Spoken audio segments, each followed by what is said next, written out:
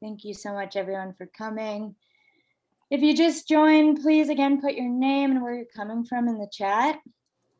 And before we get started, and before I introduce these amazing panelists, I just wanted to take a second to explain what this all is, because today is the launch panel, so it's the first of many panels that we're having throughout the month. So just to start, my name is Mackenzie Feldman, and I'm the Executive Director of Herbicide Free Campus. And what you're listening to today, this is the launch panel of the Poisoning Paradise Virtual Film Festival. And just wanted to say thank you to Ceres Trust for funding this and making this whole virtual film festival happen. We've been working on it for the last year, and so we're really excited to be here. So this is the start of a three-week event series. We're going to have a variety of panels, this being the first one, and Herbicide Free Campus is hosting this in partnership with Uprooted and Rising and Hawaii Alliance for Progressive Action, also known as HAPA, and there'll be a representative from each of those orgs here to tell you a little bit more about them. The different panels that we're going to have throughout the month feature topics such as land grabs, activism in Puerto Rico, water rights, frontline action, and Indigenous food sovereignty and solidarity. And someone will put the website in the chat and you can look up all these different panels to register. The other thing is this movie, Poisoning Paradise, that we're going to be talking about tonight, that will be available throughout the month of October for free, starting tonight. So you can go on their website and learn how to access it there. And just so some of you might have already seen the film, and some of you, this might be your first experience learning about any of this. And so the idea is we're going to learn a little bit from three amazing Hawaiian activists here tonight, who are featured in the film, and groups are featured in the film. And then you can go off and watch the film on your own after this if you haven't seen it yet. And also there will be opportunities to host or attend in-person or virtual film screenings of your own. This is all on the website. Someone will put it in. And so, yeah, you can learn all about that. And so a little bit about the film. Poisoning Paradise explores the story of how a small Kauai community pushed back against the agrochemical industry amongst corporate bullying, political influence, and ongoing concealment. Although Kauai's plight might seem like a local issue, the impacts of this industry extend far beyond Hawaii, from Puerto Rico to Southeast Asia, Brazil. There's so many places that are impacted by corporations like these, and folks struggling to reclaim their food systems from corporate control. And so the idea is, hopefully people here are tuning in from all over. It looks like that in the chat, and you can take the lessons that these women have to offer here tonight and apply it to your own communities facing whatever issues that you're facing. And so now to get started, I will introduce these amazing panelists. So first we have Lorilani Keokalole. Lorilani is from, she's born and raised on Oahu, and she currently resides on the island of Kauai. A wife and mother of four, Lorilani's passions around advocacy was cultivated at a young age. The Hawaiian cultural value of Olama Aina, or caring for the land, is a key value that drives her passion for the protection of the land. Lorilani believes in caring and cultivating a relationship with the land, that with caring and cultivating a relationship with the land, one ultimately is cultivating and caring for oneself. In 2014, Lorilani joined the Mom Hui and the community of Aina protectors on Kauai to support County Bill 2491. If you don't know what that is, that's what we'll be learning about tonight. In 2019, Lorilani spent 6 months on the base of Mauna Kea on Hawaii Island in protection of this sacred mountain as a volunteer medic. Lorilani is humbled to stand with her people in protection of this ahu. Lorilani was a PAN, Pesticide Action Network Fellow in 2020 and joined staff in 2021. Really excited to have you here tonight. Our second panelist, Malia Chun, is a mother, educator, cultural practitioner, and community activist. She's been the community program coordinator for Napua no Eao, Center for Gifted and Talented Native Hawaiian Children at the University of Hawaii for 20 years. Malia has facilitated over 200 cultural education programs for youth and their families. Her life's mission is to ground youth in ancestral knowledge, equipping them with tools of self-sustainability through cultural enrichment opportunities, inspiring them to become stewards of their natural environment and leaders in their community. And finally, we have Fern Anuenue Holland. Fern was born and raised on Kauai and has been active in local issues related to heavy pesticide use, land management, native ecosystem restoration, food sovereignty and agriculture since returning home to Kauai in 2012. She received her Bachelor's of Science with triple majors in wildlife management, environmental science, and marine biology from Griffith University School of Environment in Australia. Since then, Fern has worked professionally as an environmental scientist and consultant for ecological, contaminated land, and other environmental assessments, both in Hawaii and overseas. Holland was integral part of the development and passing of the Kauai County Bill 2491 for disclosure, buffers, and protection related to biotech experimental research practices. Holland has worked for nearly 15 years on environmental justice issues. She's also a graduate of HAPA's Kuleana Academy and ran for the House of Representatives in District 14 in 2016. Thank you so much to all of you for being here. I know there's a lot going on personally, collectively, with everyone, and the fact that you all are here, attendees, panelists tonight, it's a really amazing. So thank you all for being here. And with that, we will get started. And so I'm going to ask some questions and then we'll get to audience Q&A. But in the meantime, if you have any thoughts, you can put them in the chat. And when it's time for questions, put that in the Q&A and then I can read them. And so, yeah, first, just want to say Herbicide Free Campus, my organization, we work with students and groundskeepers across the country to help eliminate universities, eliminate herbicides from university school grounds and transition campuses to organic land management. Someone from my team can put in a link to the website there if you want to get involved. And we give students tools and you know, organizing training so that they're able to lead this campaign at their school. And now I will let Sharon talk a little bit about Uprooted and Rising. Hi, thank you everyone for coming. Shihuntia Sharon. I am a core team organizer for Uprooted and Rising. And tonight I chose to talk about Uprooted and Rising through a poem. And so we'll go ahead and get that started. Shihuntia Sharon. I'm a res kid from the Southwest. New Mexico's green chile is the best. I come from the Chiricahua Apache band. I was raised to protect the land. Waking up and seeing the elk bugling during an autumn frost. If you don't know these res roads, you're gonna get lost. My dad tells me old stories about them Southwest territories. Stories of Geronimo, how the Chiricahua warriors were strategic and fierce. We were the last tribe to surrender to the US government. Your existence on this land, Miha, will always be permanent.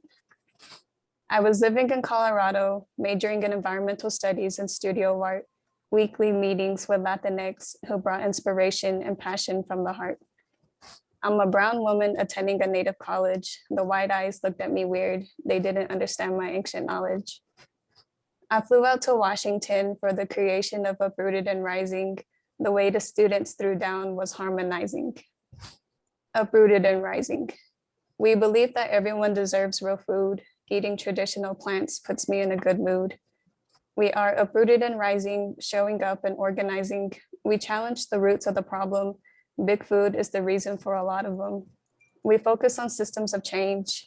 Business deals from higher ed are kind of strange.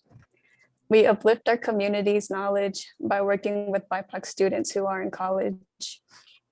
We create a culture of learning, educating how these food systems are concerning. We care for ourselves and each other, passing on the traditional language from a grandmother. We fill our movement with joy by giving meals to the community with the homeboy. We believe in the power of the people. US occupations of native land was illegal. We take initiative through work that is contributive. We are part of the greater whole, carrying on ancestral words through our soul. We practice digital security, forming branches and pods in your city. We do transformative student organizing. Campaigns like Block Corporate Salmon are indigenizing. We are the real food generation, uplifting each other through celebration. Dancing in love from one island to the other. Poisoning Paradise Film Festival is about our Earth Mother. Communities at the front lines need your support. Rally, march, protest, show up in numbers to the court. We invite you to host a screening in your hood. Hey, read the digital packet as you smoke a backwood. Fill out our form, learn about upcoming panels, COVID protocols, and other resources. And thank you for your time. Shi Hun Tiye, Sharon. Thank you.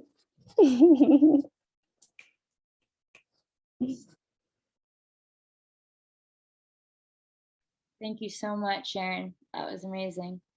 Marie, if you want to share a little bit about Hapa. Also, hopefully we can get that poem like in writing and published out somewhere. That was really incredible. Yeah, thank you for sharing, Sharon. Now I feel like I don't know how to follow that up because I just have a basic bio about Hapa, but yeah, so Hawaii, I'm Marie Hobro from Hawaii Alliance for Progressive Action.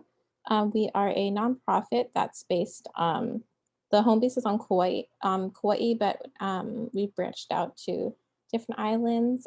So we are a nonprofit dedicated to fighting for social, economic, and environmental justice in Hawaii, whether it's protecting communities from toxic pesticide drift or advocating for a living wage. We strive to improve the unfair conditions forced upon locals and the Aina through community organizing, advocacy, and education. And I am the communications organizer. I forgot to mention that. Making all the tech happen in the background. Thank you. And hopefully someone from Hapa can put a link in the chat as well if you want to get plugged in. It's an awesome resource when you're trying to get activated before the legislative session and you want to know what the issues are, and maybe Gary could put something in the chat. Yeah, okay, people are putting in the link. Awesome. Okay.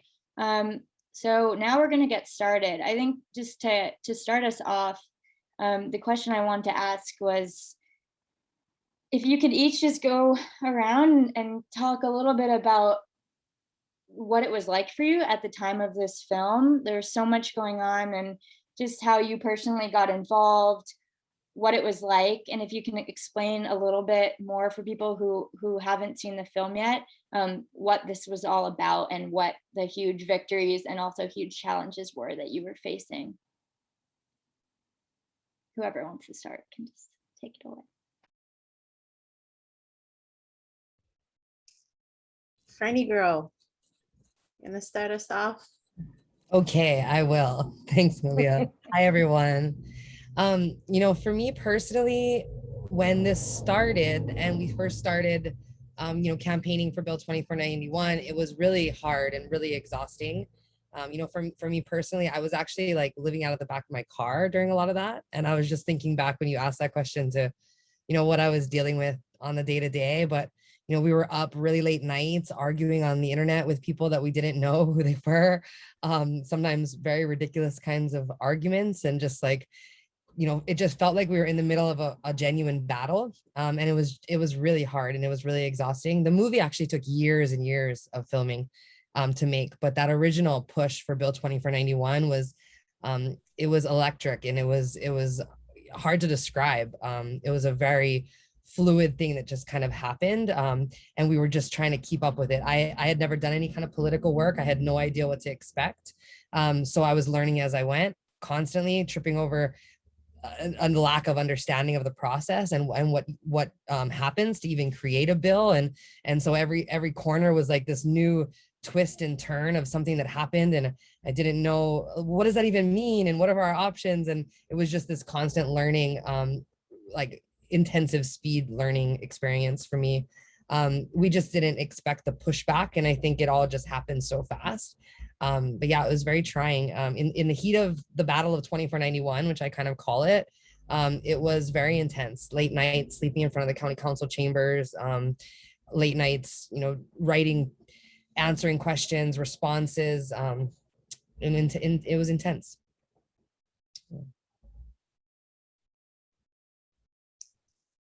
I guess I would say that my journey in all of this probably started a little bit before the bill was introduced or created, and exactly what Fern said. I think it was a huge learning curve in every aspect for all of us. What a lot of people don't realize is that a small community like Kauai had never seen a movement like this. I mean, probably ever. I would say anything that came close to it was probably the protests that happened during the plantation era for workers' rights. But other than that, something like this is really not seen by our community. So it was a whole new experience for each and every one of us. And we all took a deep dive in so many aspects of this movement. For me, it started as a concerned mom. I had moved into a new community, and I started to see some health changes in myself and my children, and it concerned me. And that's where my education began in this movement, was really as a concerned mother. I live at ground zero. So really, I'm inundated on a daily basis by these corporations, and you really can't, you can't turn anywhere without coming head to head with the effects that their corporations have on our environment. And then of course it just snowballed from there.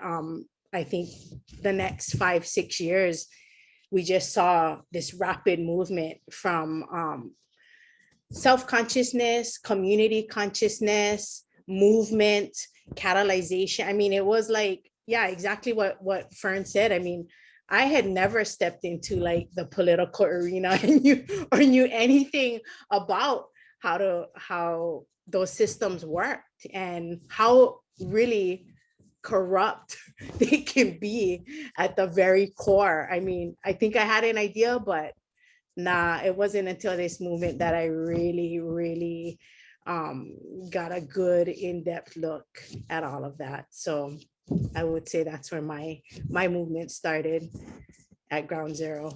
Yeah. Thank you, Titas.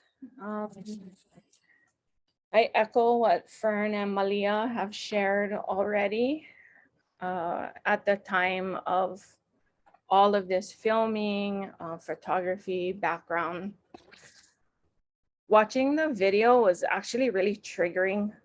Watching the documentary like brought back so much visceral memory. And it makes me really emotional. It makes me emotional because of what we were going through, but how fast we were running, that we didn't realize that we were doing so much work on so many levels. Like Fern is being really humble in introducing some of this right up front. And I give you just a snapshot. Meeting in someone's home, community members, goes until 11, 12 o'clock at night. She truly was living out of her car. Waking up early, sending out emails. Where do we go? How do we meet? Who can bring food? Who can bring water? Who can bring, at the same time this uprising is happening, we don't want to go to our movements with bottled water. We don't want to go to our movements with bags of fast food. That's not who we are, and that's not how we move in our communities.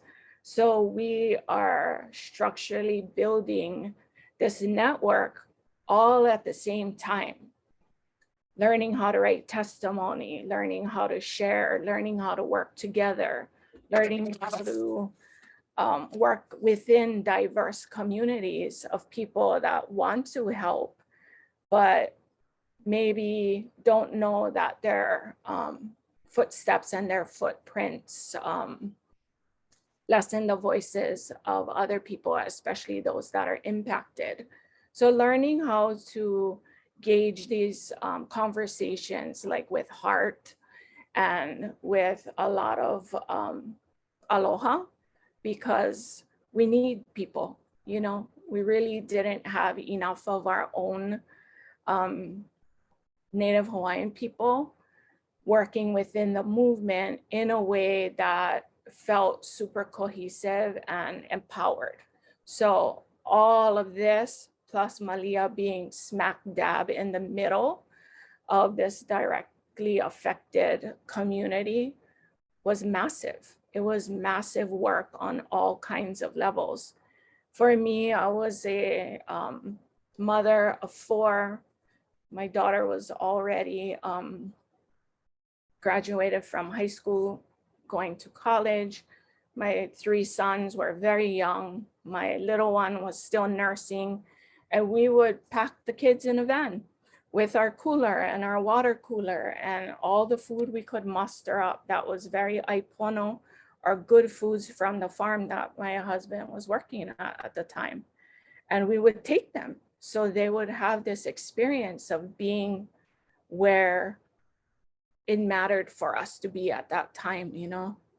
And I just want to give acknowledgement to the people and the kupuna of the communities that were directly affected, because some of them, seen and unseen, couldn't come to a lot of these physical places that we were. They couldn't stand, they couldn't speak, they couldn't write because they were right in the impacted area, and it really affected their mental health. It affected their safety in some aspects.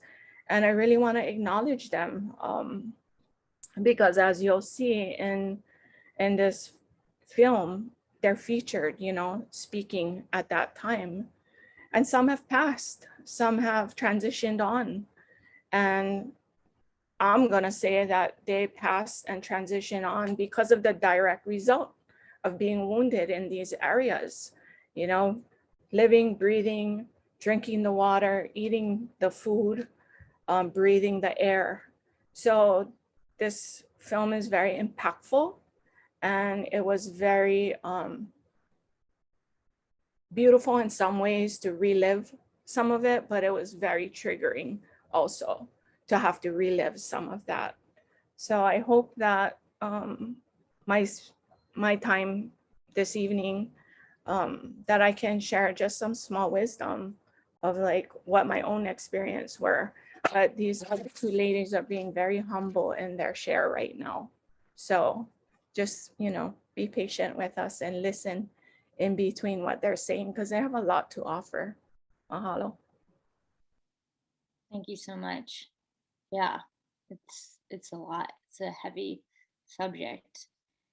For other communities that are impacted and they're on the front lines, could you just give a little bit of a sense of how you did this and what the timing was like, when, you know, from the point that these corporations were here and people were getting sick? At what point did you, and can be for anyone to answer, at what point did you realize we're coming together and taking action? I think there's so many examples of people trying to do these types of things alone or just with one organization, and it's really rare to have seen an example like what we saw on Kauai. I was in high school at the time and following this in real time, and it was so inspiring. And I can't even believe that I'm here and get to talk to you, because this was something that I was just following as a kid.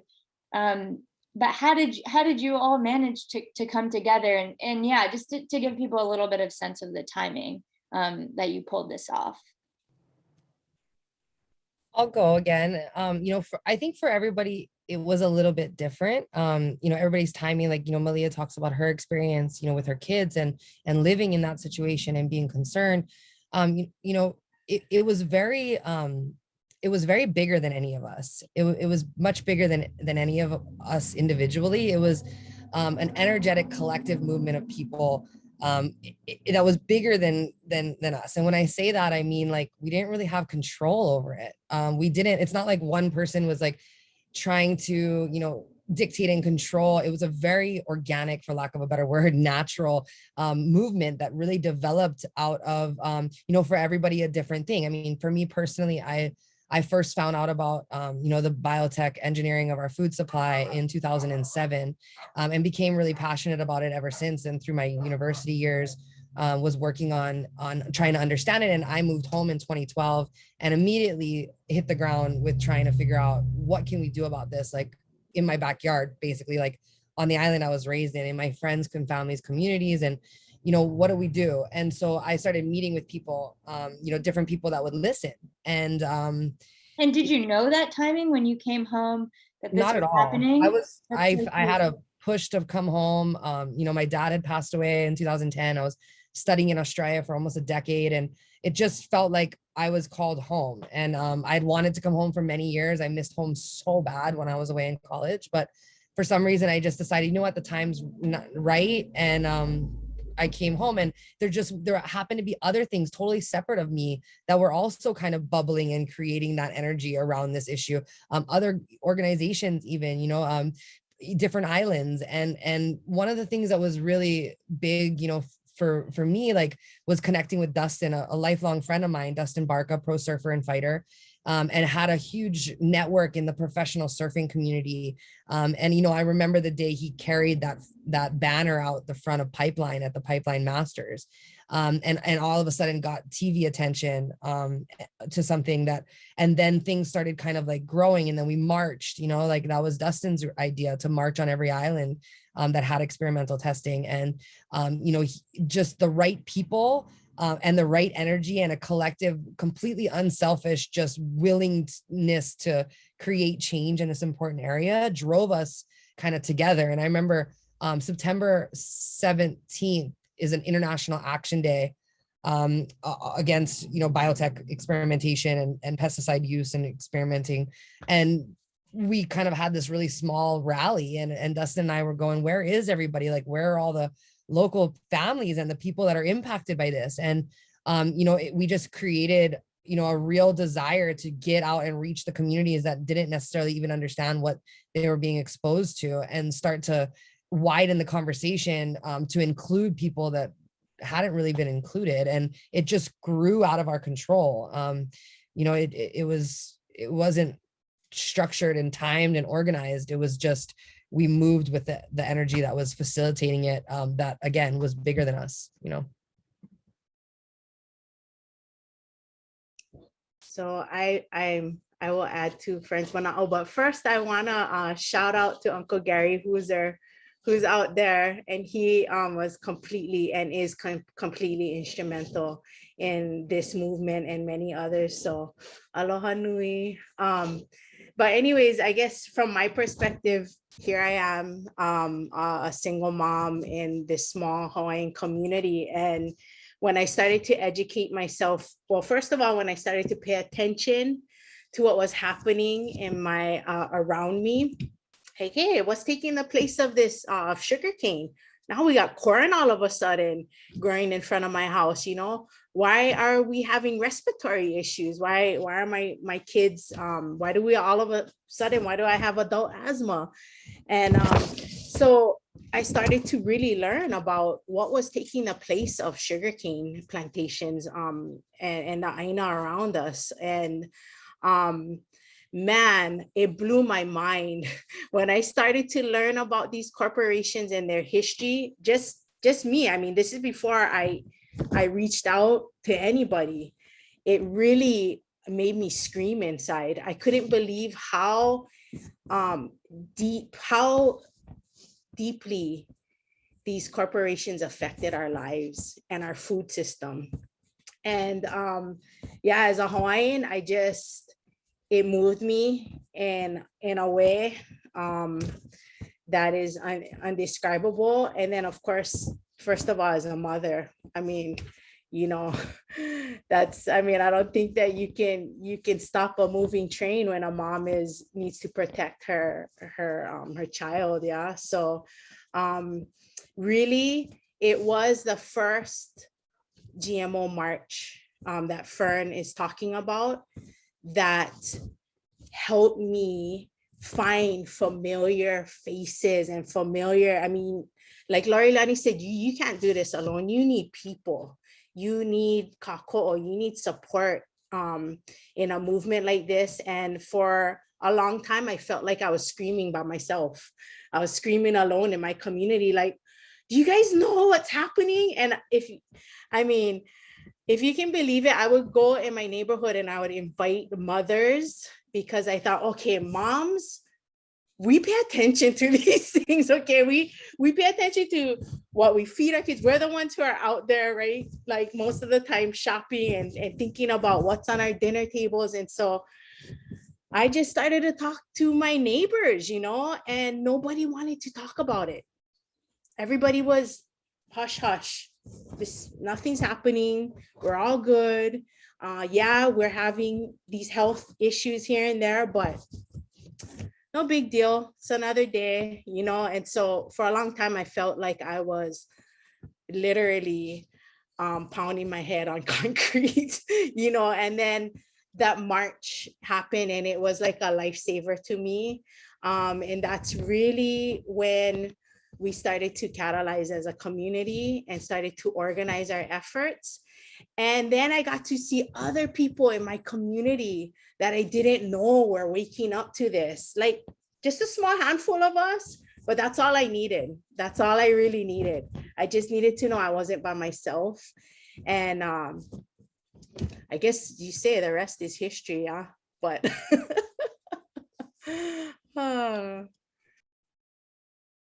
Leah is so true when she speaks about the, I want to say, veracity of energy that happened. I know that Fern has deep anxiety about marches. She loves working on them, but truly, we all know what it feels like to have that holding, like, will people show up? Will people follow directions? Will people do this thing and be safe?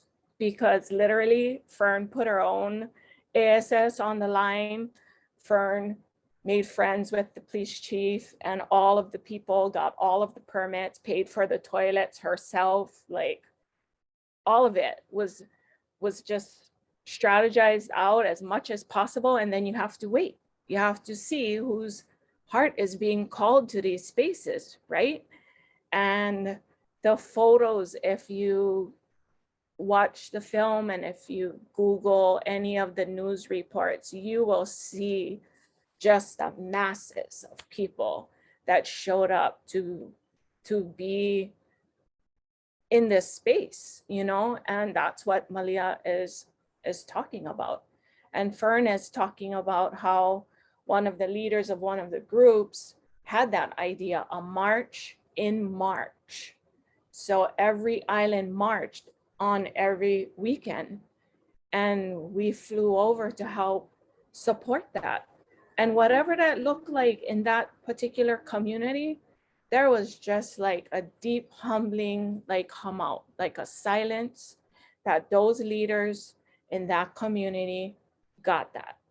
And we were just there to support it, because the message was, how do these leaders in those communities get to rise up, and how do we get to support that?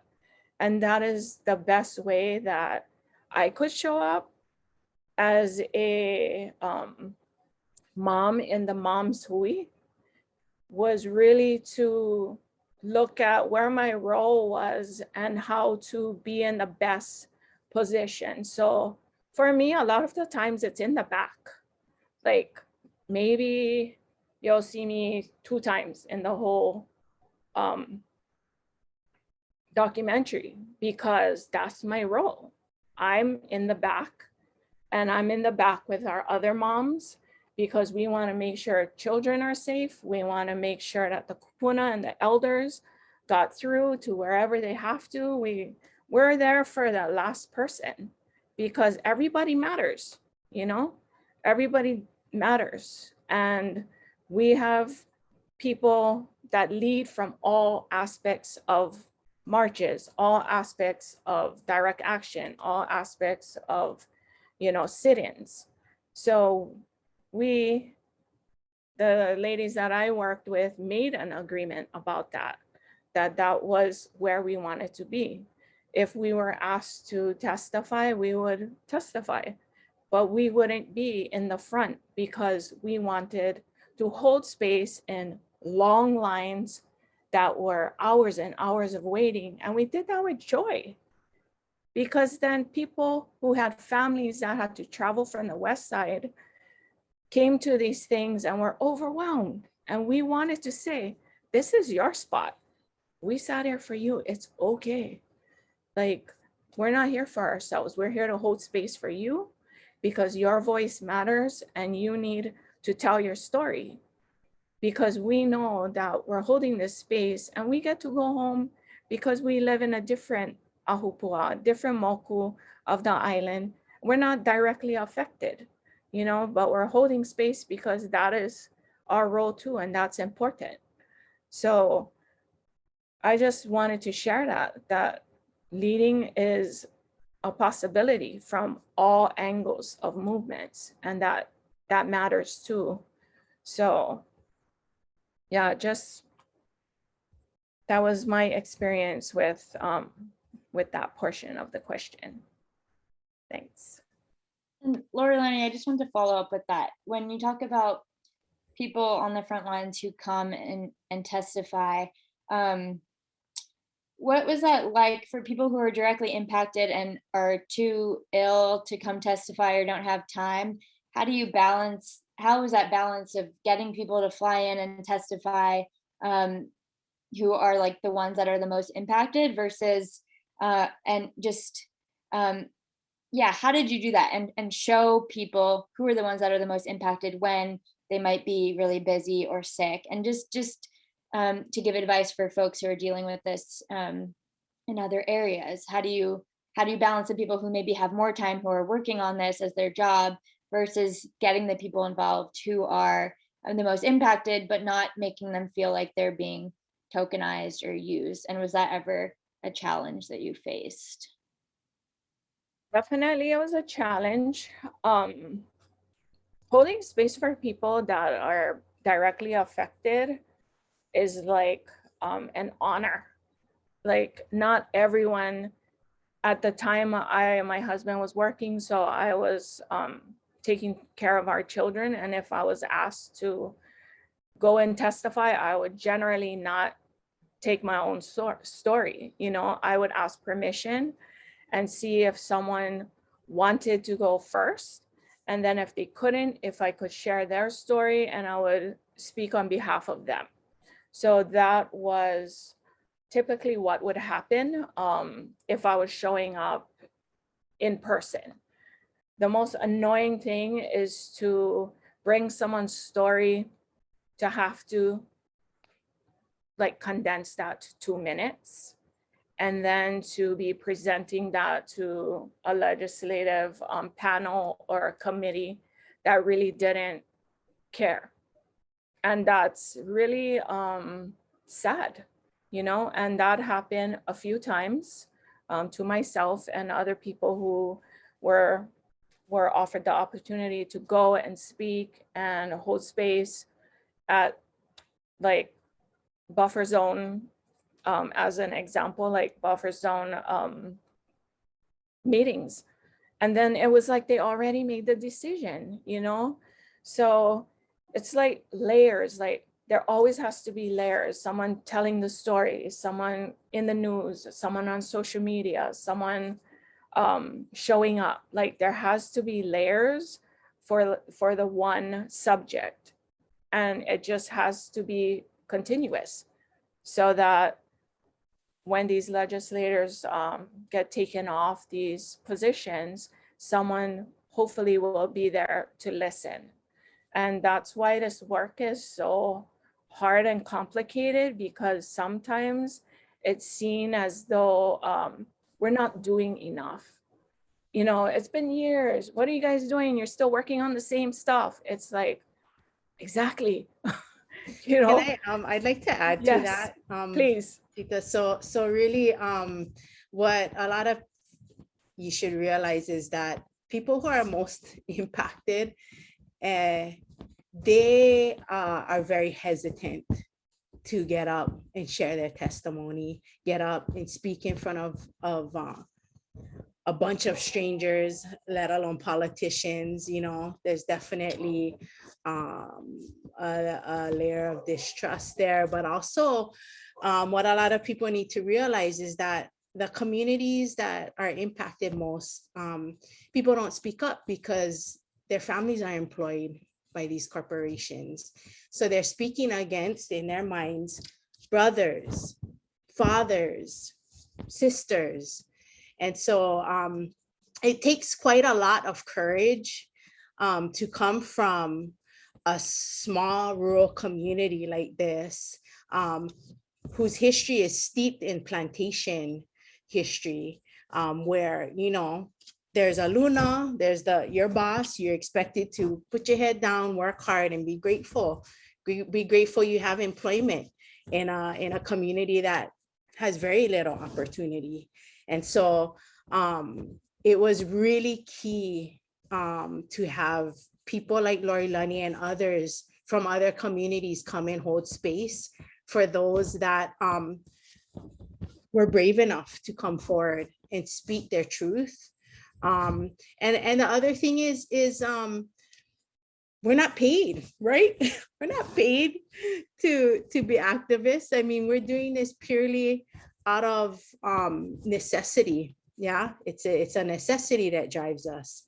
And I think that's important to note, that in this world of activism, you're gonna find two things. Yeah, you're gonna find people that are activated into movement because there is no choice. It is a necessity.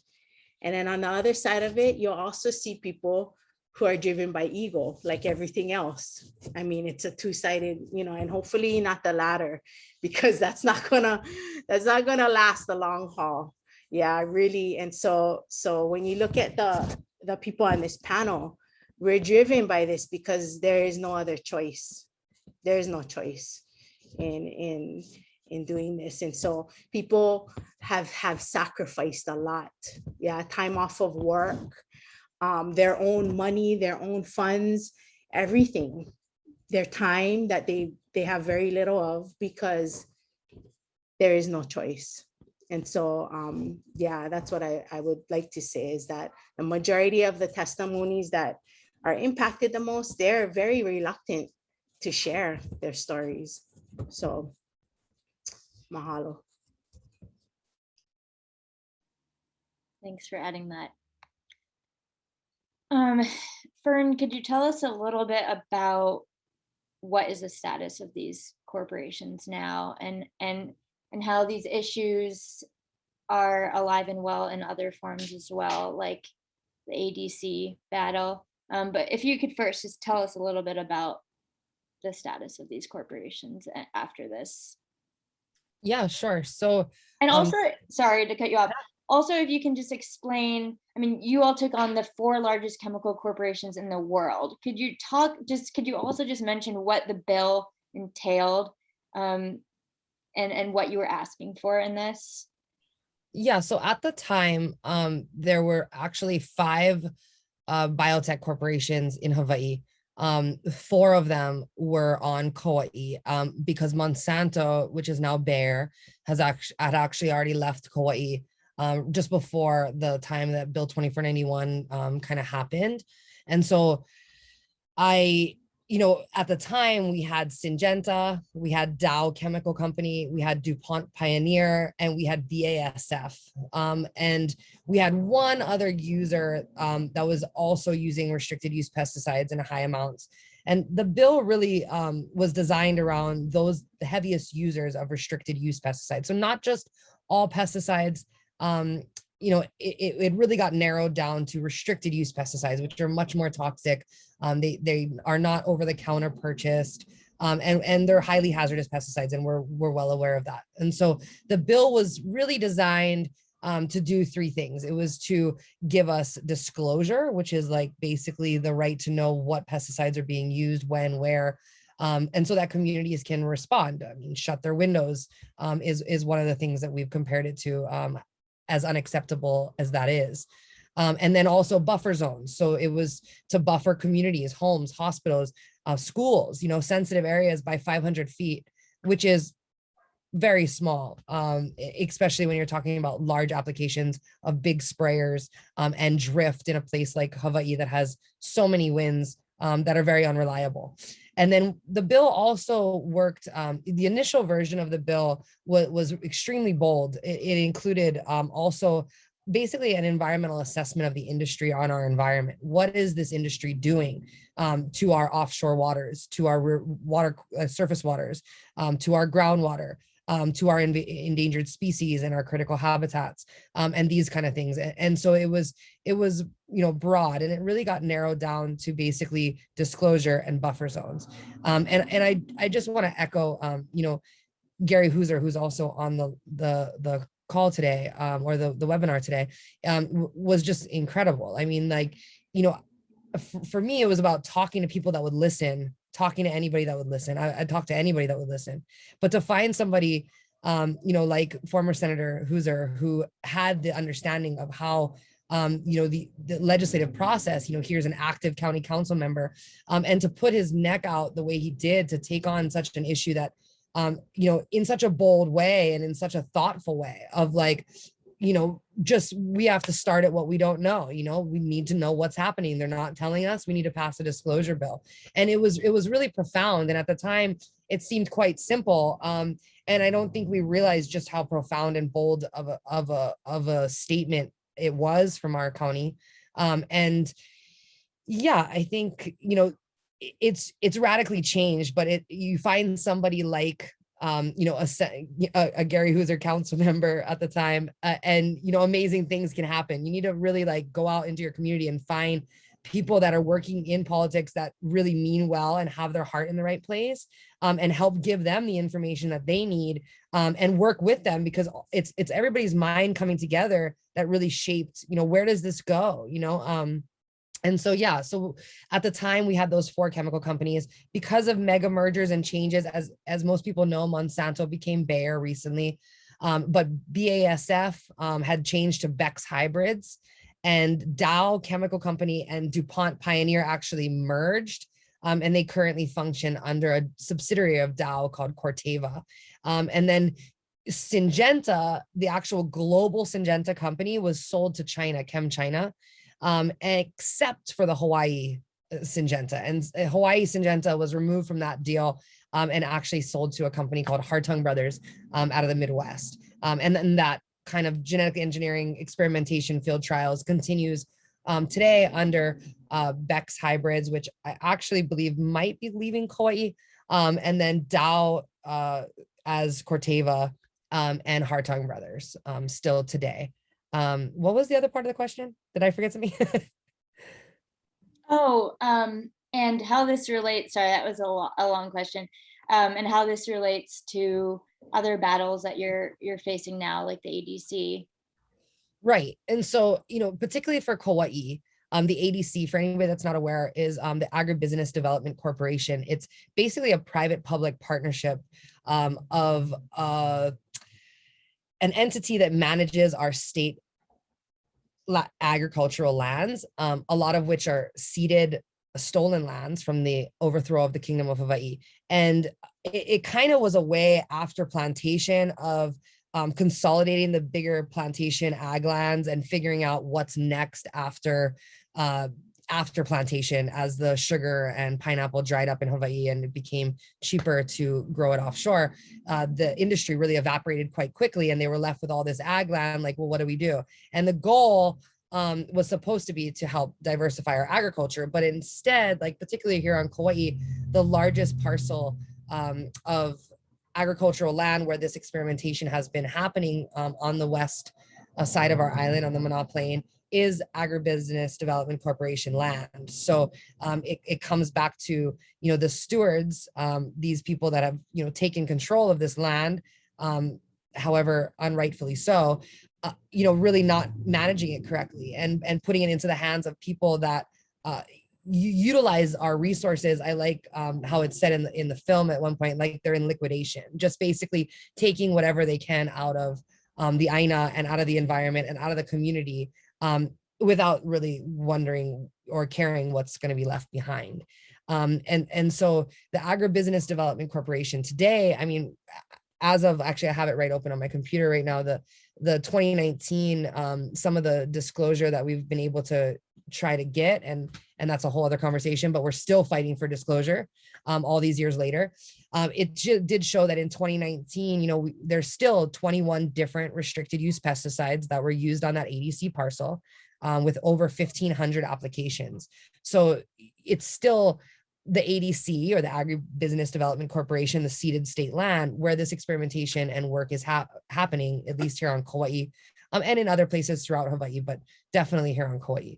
And so you see the overlap between the failure of state agencies to really properly manage our land and natural resources in a way that really truly diversifies our agriculture and creates a system of agriculture that we actually could depend on, and would actually benefit our people and our environment rather than degrading it. So Yeah, and so, I mean, to put it in a nutshell, the ADC is our modern day plantation system. And important thing to note is that during the plantation era, all of our water was diverted. And so you don't have that mountain to ocean flow anymore. Everything was diverted and capped. And so the ADC steps in as the modern day plantation, and they continue to have control of all of our water, right? And so from our perspective, Aina is not just land, but the word ai is food. And that includes everything that sustains and nourishes you, from the mountain to the ocean. So it's all encompassing. And Aina also includes water. And so that's a huge fight in itself, is water rights, right? And we can't continue to really look at sustainable food systems, which is, really the blueprint that our Hawaiian ancestors left for us in Hawaii, without actively fighting for water. yeah, and I would just say too that, that was all very strategic. I mean, the overthrow of, the agricultural land by the ADC was an attempt to hold that power of the water diversions, to hold the power of what happened on those large swaths of ag land. So, it was very much a power grab to see, how do we hold this water and not like let it back into the system, or, free it up and can keep control of the industry in a way that's really turned out to be negative. And like the plantation system, the ADC is so steeped in politics that they're granted 65-year leases on water, on a public trust. Yeah. So yeah, it's really, that's, you look at the politics of Hawaii, it's all around, it's all about water, really, a lot of it. Speaking of politics, there's an audit that was done. I'm not sure, I might have missed that while I was running up the stairs. I can put the link in. Everyone can just go to page 5 and you can see all the summary of what the auditor found. And I believe right now our legislative committee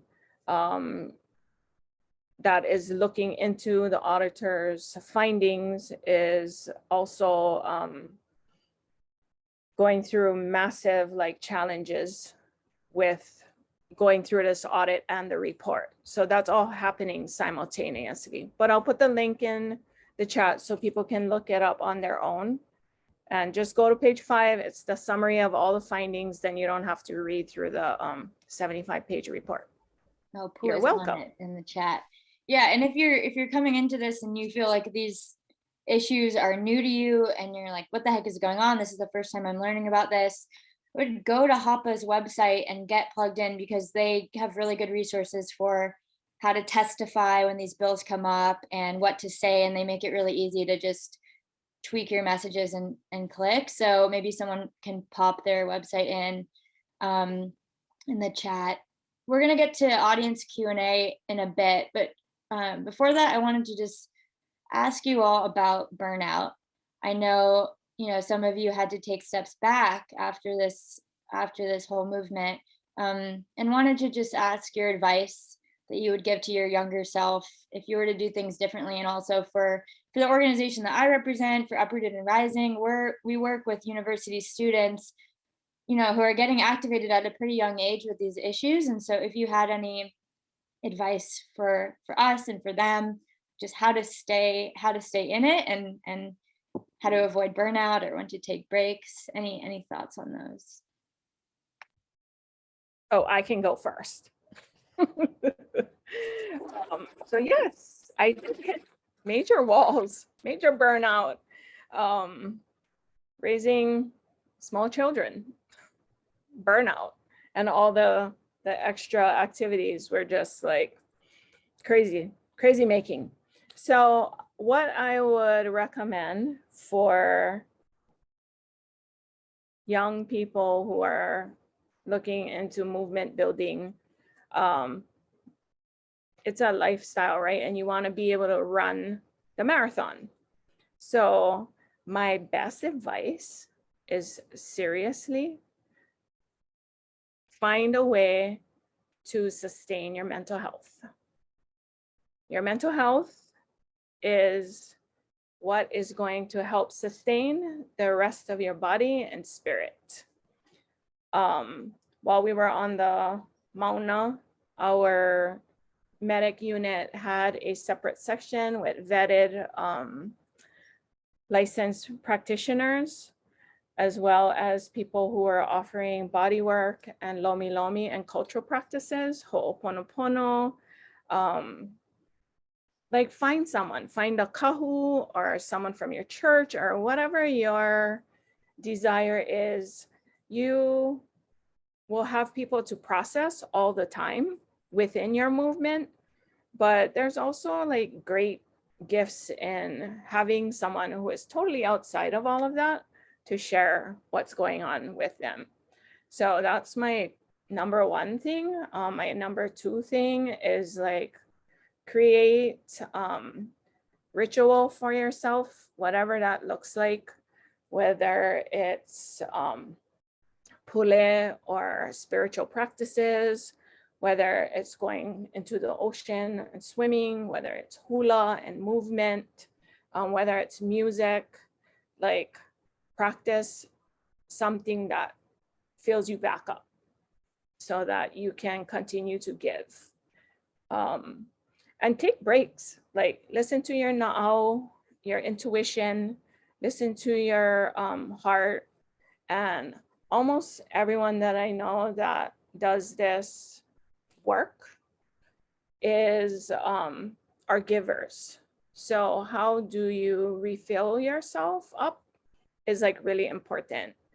And for wahine, or those that biologically or have a tendency toward wahine, like be really mindful of your moon and cycles, because that plays into the other two things, your mental health as well as your body and physical being.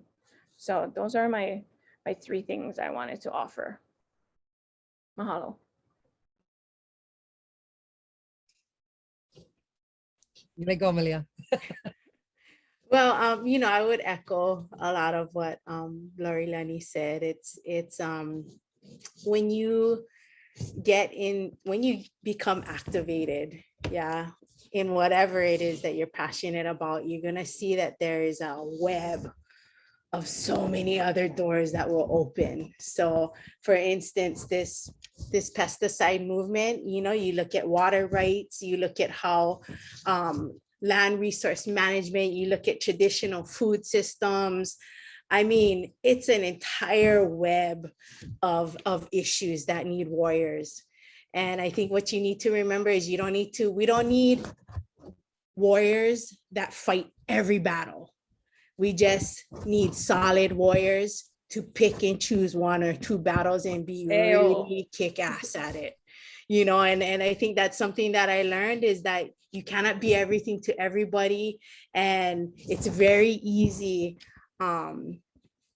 with this, when in this consciousness, to really spread yourself thin.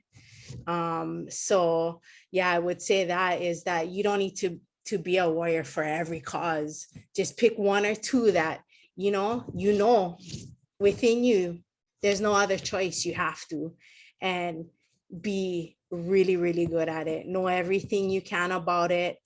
You know, and I will echo what Lorilani said, is self-care is so important. Yeah. And so like she said, this work is, givers are drawn to this, yeah, because you really working off of passion. That's your fume, yeah. And so it's really easy to forget about yourself. And so yes, that ceremony, meditation, yoga, prayer, all of those things are really, really important in this work. Also, being okay with leaning on others. You know, it's okay to not be strong all the time. Sometimes you can put your head down, that spear down, take a break, take a rest, step away from it, and until you have a clear head. And I'm gonna pass this on to Fern, because you know, our sister Fern, she's a warrior in so many different aspects, and talk about giving of yourself. I mean, selflessly, you know, our Fern really, she really exemplifies that. And the fact that she's sitting on this panel right now is testimony to that. So, you know, all about burnout. Go for it, girl.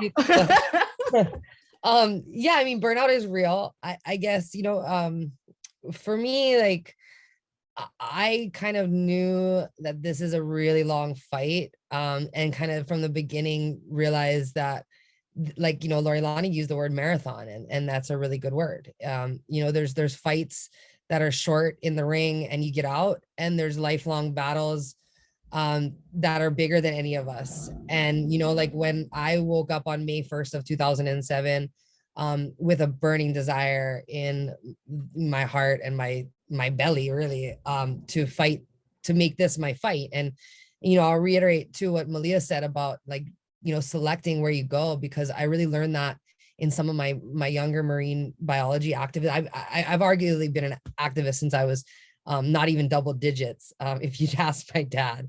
And I used to have my energy a lot more spread out. And, you know, I was involved in the anti-whaling efforts. In 2007, I sailed to Antarctica to fight the Japanese whalers in the Southern Ocean. And I learned a lot on that trip about direct action, and a lot about, you know, organizing and action. And I learned a lot from Captain Paul Watson. And in that, one of the most profound things I learned, in an interesting kind of way, was just how committed he was to a single cause, and to whatever that was, and what that kind of level of motivation and dedication led to. And I think it's really important to know your battle and to know your stuff. You know, I would say, you know, there's ebbs and flows. I mean, it was, like I said, I was living out of my car.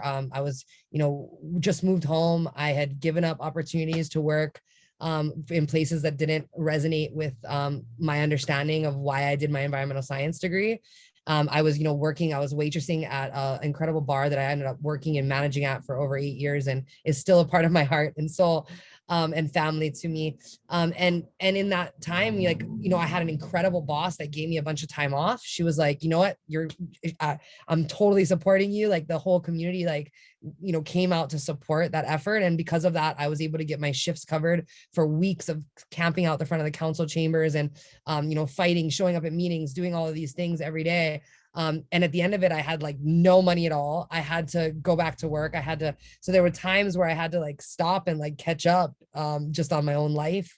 So there's ebbs and flows, but I realize, and have realized, that this is a marathon that we're fighting and running, and it's going to take a really long time to get where we need to go.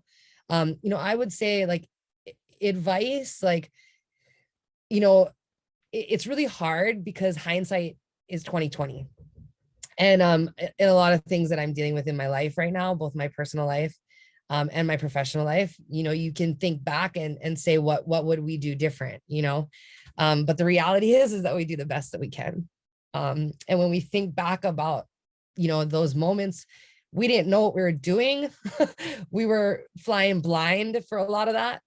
And we were doing and navigating that the best that we could. Like, you know, for me, it was really hard to realize that so many people came out against this bill that seemed so common sense and so straightforward. And the fight that ensued was bigger than I had imagined. And, you know, we were just kind of trying to keep our head above water, like getting pounded in a set, and waves are just coming after you, after one another, and you're just coming up for air, and you just get air and you go down again, and you fight to survive that, you know. And whether that's, you know, things that we're fighting to survive in our own lives, things that we're fighting, you know, on the bigger scale of you know, fighting the largest chemical companies in the world, whatever that is, it's kind of like, you know, you're doing the best you can to keep yourself alive. And without any political background, without any organizing, like structured organizing background, you know, we were navigating that as best as we could. And there was all kinds of things, like, in hindsight, we can look back on, but when something is so organic like that, you can't really do that to yourself too much, because you just can't. But I would say that, you know, if be factual and be clear, and be ready for rebuttals, be ready for responses, have your resources lined up, know exactly who is like, you know both sides of a conversation. Like, so-and-so might be a really good resource, and what does the other side say about them? Find out what the other side's saying about every single thing, because you know what to expect, you know how to respond, and have that stuff ready. Like, one of the things is, like, we didn't do a lot of that groundwork of educating before we just got swamped into the situation of the bill, because the bill went public, and all of a sudden the corporations, which had the resources, the money, the ability, the skills, the lawyers, were able to respond quickly. And here we are, you know, a bunch of, you know, unpaid, unorganized grassroots activists trying to respond to corporate propaganda in mega form. And so, you know, be ready, know your stuff, and have the people that speak to the media know their stuff. Don't accidentally, like, at one point, I even grabbed a sign from somebody, and there's a picture of me holding a sign in one of the protests that says, you know, atrazine, you know, changes sex in frogs, or whatever the sign said, or whatever, but atrazine was spelt wrong. And I had just grabbed it from somebody that was standing there, and it ended up in the newspaper. Like, things like that, like being really conscious of your messaging. What are you saying? Everybody's speaking the same, being on the same terms. And I would say educating the community in a whole at the same time. You have to be kind of like prepared for that. And we weren't as prepared. There was a lot of people that didn't understand what we were doing, that didn't understand the details of the bill. And it was really easy for corporations to derail that conversation into some sort of weird propaganda rabbit hole that didn't even really have to do with what we were fighting for. And really get people to be like, oh, I'm not worried about this issue that really they should have been worried about. But and that was very strategic. And this is actually something that they do across the world, and big corporate interests have done across the board. I mean, you look at tobacco, you'll see the same. Big oil, you'll see the same. You know, so I think, you know, I'd say that. And I would say, talk to everyone that will listen. Some of them are not going to be your people. Like, there were people that I went to meetings, I'm like, yeah, these are not my people. And that's okay. But talk to everybody that will listen. And, you know, I found a Gary Hooser. It's like one of those like diamonds, like you just don't know when you're going to find them. But you find people like, you know, Senator Hooser, you find incredible legal minds that's come out of the woodwork, and, you know, like, start to fill those gaps. Like, who do we not have? We need legal people. We need, you know, these kind of people. We need a media person. We need, you know, people with the legislative and political understanding of the process, you know. And so talk to everybody until you find the kind of people that seem to be able to drive the changes that you want, that can make things happen. And realize that everybody holds different niches, and honor those niches, because, you know, there's people that need to fight in another way, and create and antagonize the situation and rile up energy. And then there's people that need to come with solutions, and there's people that need to come with the political understanding, the legal understanding. And yeah, so I would say be clear, know your stuff, and talk to everybody that will listen. I would like to add is that you be prepared to grow a thick skin, Yeah. because you make yourself a moving target. Yeah. And that's the world of being activated, is that you put yourself out there, and yeah, not everybody is your friend, you know, so you have to grow some skin. And you know, we've all been written about in so many ways, you know, and not nice ways too, you know, where the corporations will put out propaganda and things about us. We've all been written about, and you know, being called liars or whatever it may be, you know. And it's funny because when those things would come back to me, you know, I would have my daughters read it. I would have them read it, and they would be like, wow, mom, this is crazy. I can't believe that there's an article like this about you, you know, or whatever it is, you know, stating that, you know, I'm doing this for attention, or, you know, the fact that my daughters are being exposed to restricted pesticides is a lie, or I use chemicals in my household and that's why my children are exposed, and yada, yada, you know, we've heard it all. And, you know, I have them read those things, and I say, you know what, this is what standing up for what you believe in, this is what it means, is not everybody's gonna love you, you know. And so you have to you have to find the strength within yourself to put those opinions on the side, because in your in your gut, you know what is right, and you know what has to be done. And so that's what it's all about, is, you know, you gotta grow some thick skin for sure. 100%. Yeah. Thank you so much. Okay, we're gonna open it up to audience Q&A. So if you want to just put in your question in the Q&A little button at the bottom, and then I can go through it and read them. We had a question already in the chat about what were the names of these companies, if you can just repeat that again, and then if there's any resources for keeping track of the mergers, renames, shifts, any resources to point people to where they can keep track of this. So the chemical companies that are currently still here in Hawaii practicing, you know, and are pretty global, is Dow DuPont, which merged, and it's functioning under Corteva. And then Hartung Brothers, which was formerly Syngenta, Beck's Hybrids, which was formerly BASF during the bill, and then, you know, Monsanto. Probably the most famous merger is the Monsanto into Bayer. I don't know if there's a resource that actually kind of summarizes those mergers and follows them, or if there's a particular organization that does track that. There probably is. You know, for me, I just know that from, you know, being in this conversation day in, day out. Yeah. So. ChemChina, did you say them? Yeah, so they Okay. were Hartung Brothers in Hawaii, but the whole rest of the global Syngenta was sold to ChemChina, except for Hawaii. Yeah. All right, we have a question from Sarah. What can those of us from outside the Hawaiian Islands do to stand in solidarity or support the work?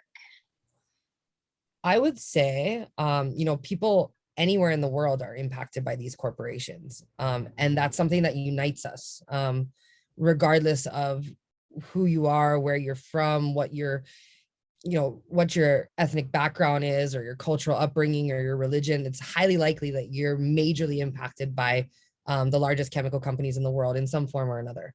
And, you know, you can investigate how you are. You can connect in people in your own communities that, you know, look for people that are working on these kind of food related issues. This is such a big topic. It has so many different facets. When you talk about like genetic engineering of the food supply, specifically, there's a lot to go into. There's, you know, the patenting of life. There's so many different aspects of concern around that particularly, but there's much more to the conversation around our food supply. And there's a lot of ways to boycott these corporations. You know, like we can start by looking at what we eat. You know, a lot of us, you know, we can start by really picking apart, you know, what do we eat, and looking on the back of your packets and the back of your ingredient list. And, you know, how often is maltodextrin in your ingredient list, which is a byproduct of genetically modified corn, along with many others. You know, start to look up what you're eating, what you're supporting, and where your food comes from. You know, like, you know, whether it's just transitioning away from fast food to your local burger shop that you might, you know, not be using beef that's grazed on Amazon cleared rainforest and fed genetically engineered diets. You know, you can be part of the solution definitely by what you buy every day. And so you vote every time you buy anything, you vote for what it is, and you say, you know, make this again, do this again. And so when you think about that, that's where most of us have our collective power.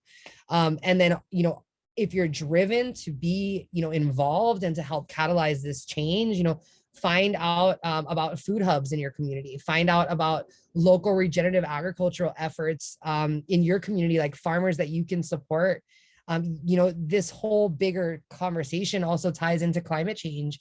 It ties into, you know, the sixth great extinction that we're living through as we lose species at an unprecedented rate. Every aspect of, you know, environmental and social justice issues can come down to food, and can come down to chemical corporations that have experimented on people for well over 100 years. And so, you know, you can, yes, we can all work together to help. In Hawaii, you can be involved in legislative stuff, follow our groups, follow our calls to action and stuff like that, and have a voice. And then what you do in your own life, arguably, and where you educate yourself, and how much you understand in this issue and are able to share with your friends and your family, all are part of the bigger solution of creating the change that we need worldwide. Thank you, Fern. I just wanted to add to Sarah's question of what can those of us from outside of the Hawaiian Islands do to stand in solidarity or support the work. Will you please go to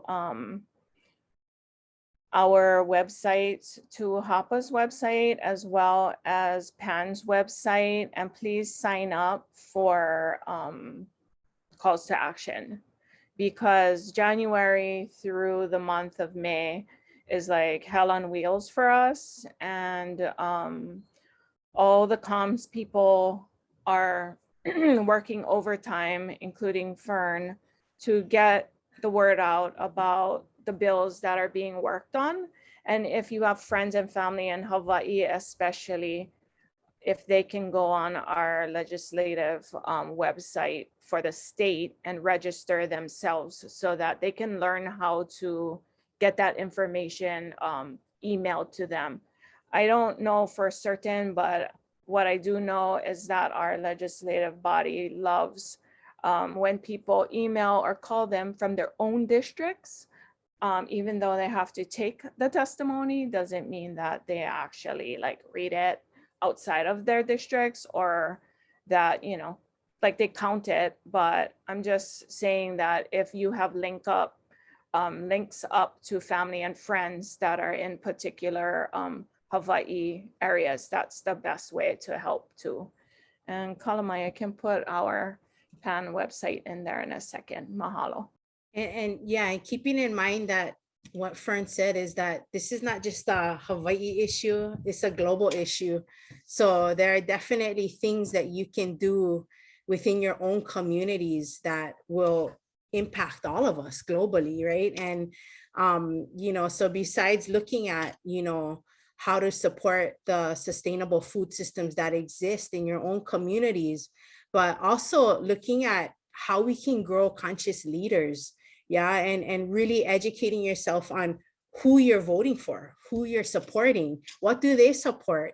And I don't think until this movement happened that I really took a look at that, and that became something that was important to me, honestly. You know, I can say that I voted one time prior to this movement.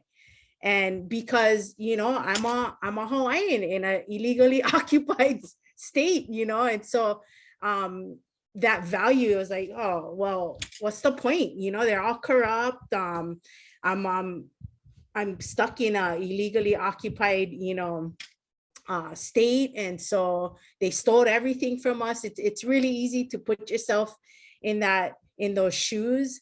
And it wasn't until I really became activated in this particular movement, because my activism started before then, but in this particular movement, that I really saw how important it is to use that vote, you know. And so yeah, I would say that is know who you're supporting, and really how we can continue to grow conscious leaders in our community.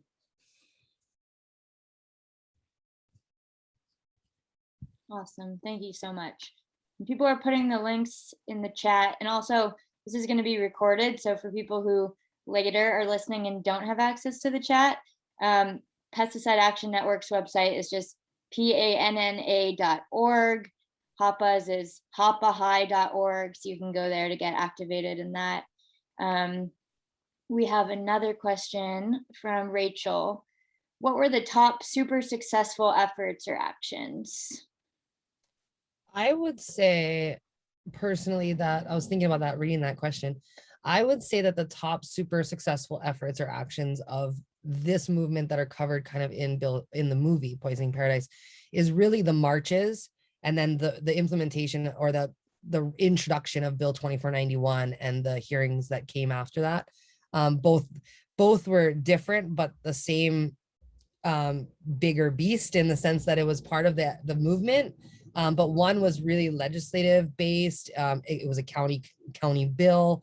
It was, you know, all kind of politics, a lot of like more legal politics stuff. And then the other was like really like people in the streets, civil disobedience, in the sense of only marching. Like there wasn't, you know, we didn't really have any kind of direct action where anyone was arrested or anything like that. But the marchings in the streets and the collective movement of people that brought and inspired, like Malia was mentioning, you know, just like connecting with other people in the community that felt the same and had the same concerns. And then I think being validated by the county bill and that whole process was like another aspect of successful effort, I would say.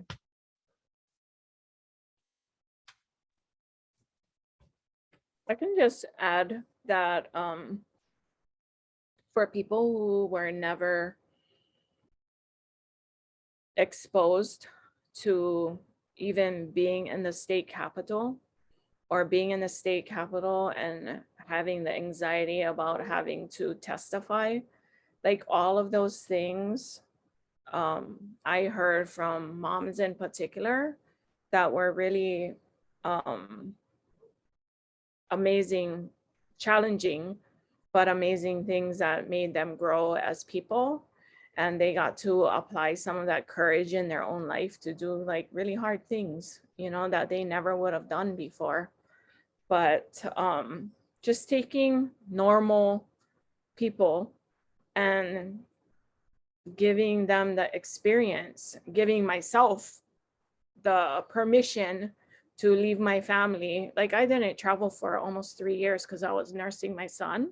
So giving myself the permission to be okay with doing it. Like I feel that successful effort also brought along mothers from Oahu, mothers from Maui, and the leader that we were looking to was Mercy Riddy from the small island of Molokai. So bringing us together to stand really in solidarity around people like Artita Malia, who is directly affected in the community of Kekaha. So yeah, that was a successful action for a lot of mothers.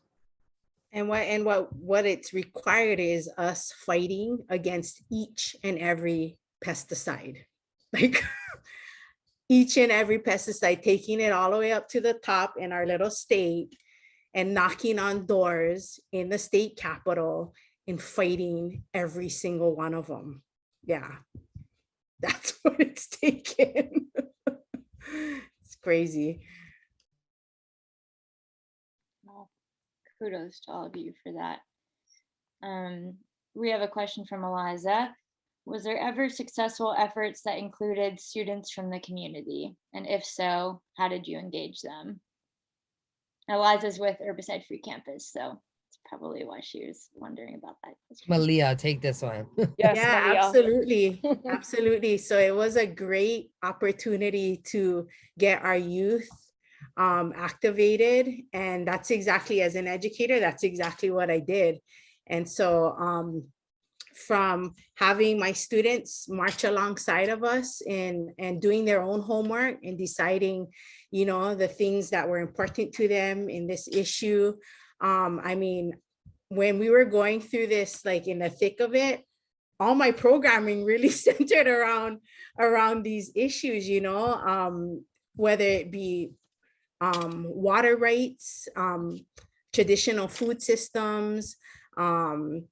I run multiple food sovereignty camps for youth. And so there's a lot of different educational opportunities that grew from this movement in helping our youth to take a look at the bigger picture and how their futures will be essentially affected by this. So absolutely. Yeah. Thank you for asking that question. And then on a college level, yes, there has been a lot of movement in our own university system as far as, you know, really igniting a sense of consciousness amongst our youth.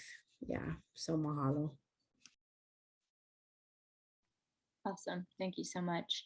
All right, we have time for about 2 more questions. There's one here. What about Roundup? It is still used everywhere. I want to go back to what you said, Malia, about having to tackle each pesticide one by one. Was that something that was your choice? Was that, why do people focus on banning one chemical after another? Also, shout out to Hawaii for being one of the first states to ban chlorpyrifos.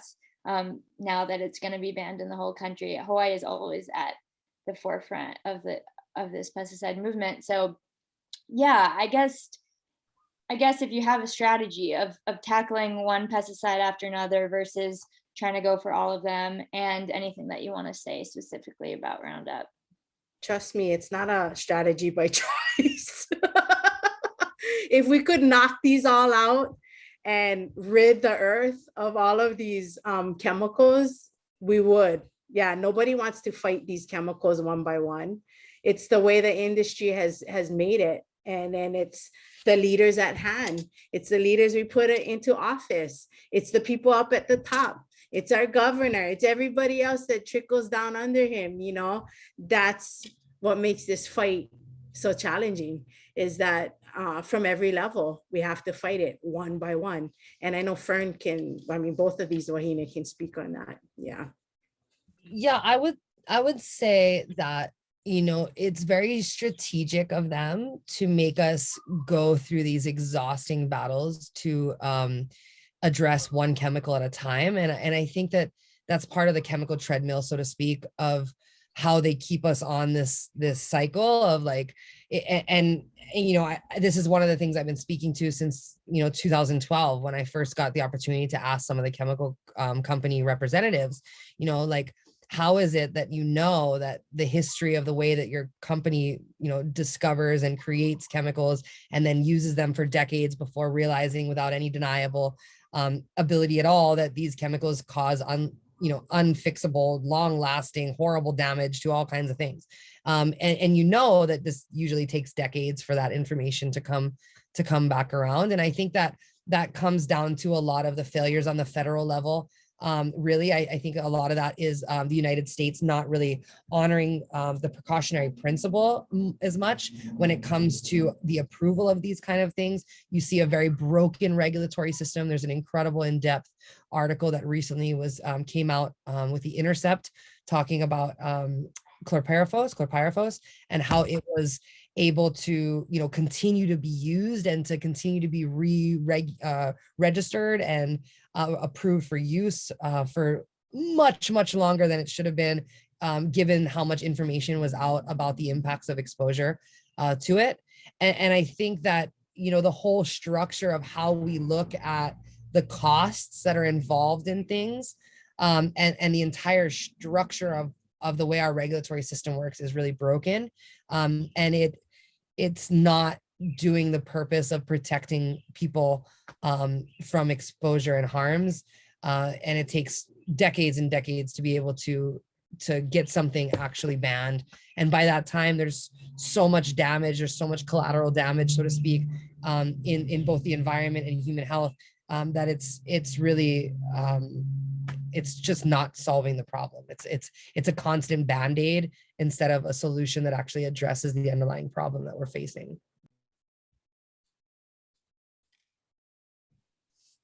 Awesome, thank you. And yeah, Gary just put in the chat, Maui County just became the first county in America to ban synthetic herbicides from being used on county property. And I know there was a lot of work from so many people to make that happen. And so, yeah, I think.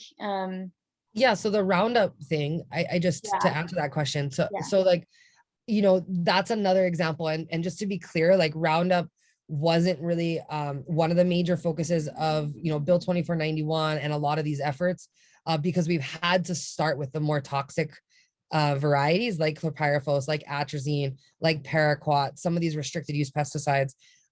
But there's simultaneously fights happening on both areas. And Mackenzie has been really influential in creating change around the use of Roundup in campuses and such, and addressing that, the glyphosate issue. And we worked on, awesome educational campaigns here in Hawaii to bring people like Lee Johnson, who was exposed to Roundup and developed non-Hodgkin's lymphoma because of it, to educate and share with the communities here about the importance of transitioning away from this kind of land management, this chemical-based land management.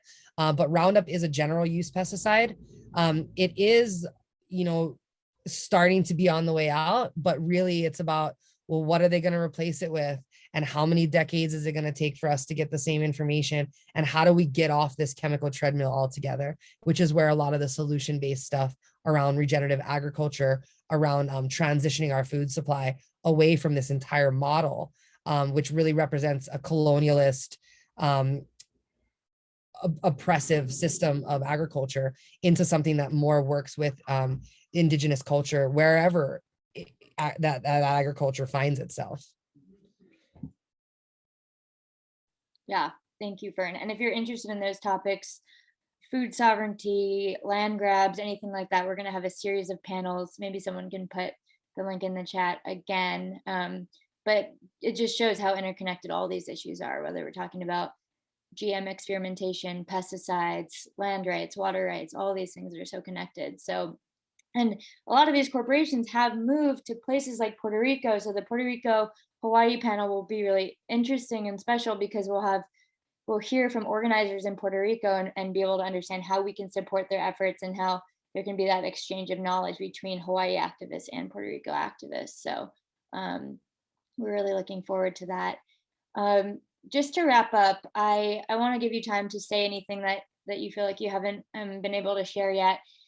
And again, just how people can help, what you're doing now, where your focus is, and if there's, people are community members, politicians, activists, donors, any way that they can plug in and support and learn more about what you're doing. And just want to echo before we get to that, just thank you so much for being here. Thank you for the work that you're doing. Thank you for taking time to pass down the knowledge to all these people in other places that are fighting similar battles. And if you want to put contact info in the chat, go for it, or just like a website that people can stay in touch. And then we'll yeah, okay, Pua, you're still on here. It's East Coast time. I thought you'd be asleep by now, but yeah, and then I'll give representative from HAPA and Uprooted and Rising another chance to come on and say anything that I've missed, because we're organizing all these panels together. But yeah, just to give you the floor one last time, anything you want to say. So I would say that if anybody has any questions or if I can help in any way, that I would love to. You can email me at fern@hapahigh.org. So that's FERN at HAPAHI.org, or check us out at hapahigh.org and join the mailing list and keep up with, what we're doing for sure. I think I would just say, watch the movie while you guys can. It's great that we have this free opportunity through the film festival to be able to share the movie. And, if there's questions or if there's things that you want more information on, reach out and share it with your friends and family, and ask them to watch the movie. And just, find out in your local community where people are activated around this issue, and plug in and offer to help, and stand together in solidarity with the people in your community that are fighting big agriculture and fighting for a more sustainable future. And thank you so much, Mackenzie, and all of you for all of this. I would say educate yourself, your family, your community, organize yourselves, find support systems around you, and then catalyze, create movement in your communities, however you can move in that direction. And yeah, mahalo nui. This is amazing. This is awesome. Thank you so much to all the organizers, Mackenzie, Marie, all of you guys, and all the sponsors. And it's been an honor. I have a deep love and respect for these wahine. So thank you for allowing me to be part. Aloha to all of you. Mahalo nui. Just echoing each and every person's share in the way that we have so much gratitude for each other. We have gratitude for Mackenzie and Sharon and Puanani. Mahalo for staying up, girl. It's late. Mahalo for my Pan peeps that are also up late and came to just hold space for all of us and the bigger work that's out there. HAPA staff is absolutely amazing. Nanea and Marie, as well as Fern, of course, and Annie, who's on a really badly needed vacation. Ao, Annie, if you're on here spying in, we love you. And just knowing that these spaces are super sacred to us. And perhaps we don't share it like that a lot of times, but we are open to learning as well. So I'm open to learning. And I feel like what Malia was sharing about taking the nuggets of what you're passionate about and just holding that really close to you and doing that really well. Like my first year with PAN has been really scattered across all of the islands, as well as learning what our organization is doing. So if I can help and pull down with what I'm holding with anyone on this webinar, please don't hesitate to email me. I'm available to help and open to that learning as well. So thank you so much. Mahalo.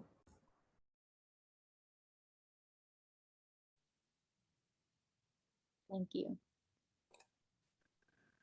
Aloha, everyone. I guess I could say something about Uprooted and Rising. I'm just gonna put our website in the chat if you want to follow along or sign up to stay in touch. That's our website. And yeah, mahalo to all of you. This was such an inspiring panel, and I'm just really humbled and honored to be able to be a part of organizing this and bringing this story to the continent. So yeah, hopefully folks here will come to some of the other panels that are coming up, and we'll continue to just bring these stories together. Mahalo. And Pua, do you want to just say one more time for folks just share what those panels, the topics are? Pua's been working really hard to find so many of these amazing panelists. So if you want to just share what people can look forward to. Yeah, sure. So the next one is going to be October 14th. It's Frontline Action, bringing in people from the Midwest and also California and Hawaii to talk about resisting the harm and also building regenerative solutions. After that, we'll do building solidarity across islands, and that's going to be really Puerto Rico and Hawaii, and sharing strategies for resistance. Then we'll hop over to land grabs, and we'll talk about ceded lands, which you heard a little bit about today, but also the water theft, and then issues happening on the continent with Black land loss. So we'll have someone from the Land Loss Prevention Project, as well as Maria Luisa Mendoza, who's been really leading this charge to end institutional land grabs in Brazil for the expansion of industrial agriculture. And then we'll finish with defending Indigenous foodways on October 26th. So we'll bring in Uncle Walter Riddy to talk about defeating GE Kalo in Hawaii, and then efforts of the Nisqually and other tribes in the Pacific Northwest who are fighting to ban genetically engineered salmon, another sacred food, as well as the efforts to stop GE chestnut. So we'll have BJ from the Indigenous Environmental Network who will be joining us. So we'll start to bring all of these stories together. I'm really excited. Thank you. I put you on the spot and you had all the dates ready. So thank you, Nanea, for being in the back, putting everything in the chat. Thank you, Morgan and Marie and Sharon. Marie or Sharon, if you want to add anything, we can close it out. Yes, thank y'all for being here. I'm also the artist that created the artwork for all of the panels, the website. So go check it out. Check out the screenings that are coming up, or the panels that are coming up. I just want to say a huge shout out to UNR, to HAPA, for HFC. These past couple of months, we've just been working very hard, and to see this come to life it's really great work, and I'm very proud to be part of such cool organizations. And I hope y'all have a good rest of your evening/night. Thank you so much, everybody.